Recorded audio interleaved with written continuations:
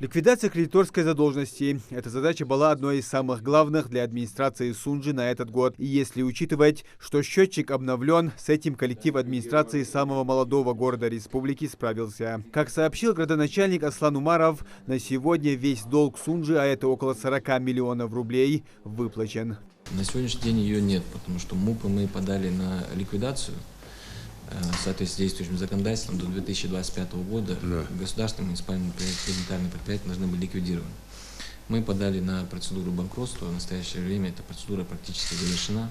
Глава Ингушетии подчеркнул необходимость уделять особое внимание увеличению доходной базы муниципалитета. И каждый житель города должен понимать, что выплаченные им сегодня налоги вернутся завтра в виде отремонтированных и благоустроенных улиц, обновленных дорог или тротуаров. А формировать бюджет, по мнению главы республики, нужно с учетом потребностей горожан. Вы должны понять, что вы сами для себя там не существуете и не работаете. Вы работаете для жителей. Ваш чудой. Для чего вообще администрация? Мэр зачем там существует? Надо взять вот конкретно, проанализировать большую часть, которая люди обеспокоены, или, значит, у них есть какие-то потребности по городу. Где у вас вопрос? Судебную практику там серьезно ведете в части того, что никому не позволено, значит, незаконные действия. Это я имею в виду незаконное строение, незаконное вынесение за черту участка, значит, какие-то объекты строить. Или самовольное строение, самовольный захват земли. Надо это людям тоже объяснять. Потому что если вы будете справедливы, то вам ничего люди не скажут. И второе, в соответствии с законом будем давайте жить. Тогда у нас будет и бюджет, мы будем улучшать город, потому что в целом и региональная власть, и правительство городу помогает. Вот.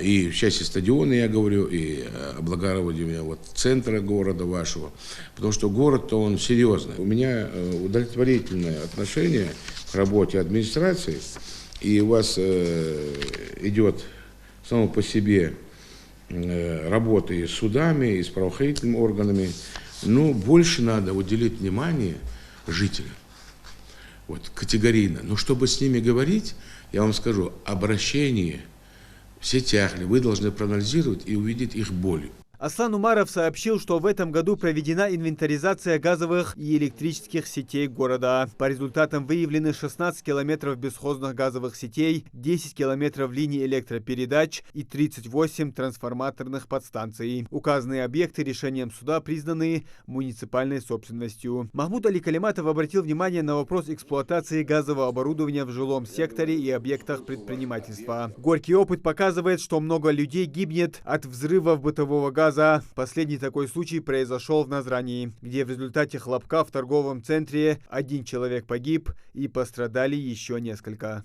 Там 2 котла за пределами было, а 1 был внутри поставлен. Категорически запрещено, первое.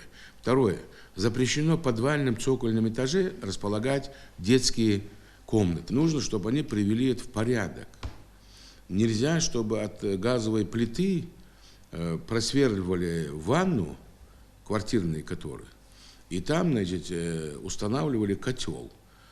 Не предусмотрено это. Это уже крик души. У нас погибают люди, прям потому что никто за этим не смотрит, не разъясняет. Надо разъяснить. Вплоть до того, что собирайте их всех, и специалиста пригласите, газовика, и сами объясняйте, изучите этот вопрос, потому что прям беда, понимаете.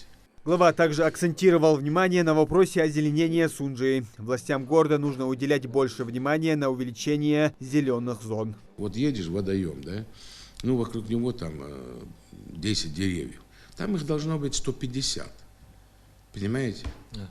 И вдоль дороги, любой дороги, запланируйте там, на год следующий, не знаю, там деревьев 500 посадить, 1500 посадить. Озеленение – это очень важная часть, значит, естественно, особо следить за выбросом, сбросом ТКО.